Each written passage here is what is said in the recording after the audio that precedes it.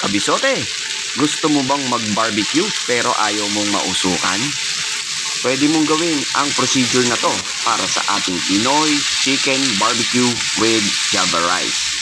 Tara, samahan nyo akong lamasin ng mga sangkap. Let's go!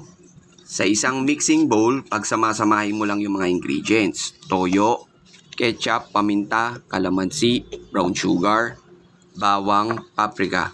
Imekos-mekos mo lang yan ng maigi hanggang sa mag-incorporate na yung mga lasa ng ating mga ingredients. Tapos, tikman mo para malaman mo kung ano yung gusto mo pang i-adjust. Kapag okay na, ibabad mo na yung chicken thigh fillet. Mga 30 to 40 minutes lang yan, kabisote. Kahit anong parte ng manok, pwede nyong gamitin dito. After 40 minutes na nakababad, isisimmer ko naman siya for 5 minutes para ma-reduce natin yung sauce at maging thick siya.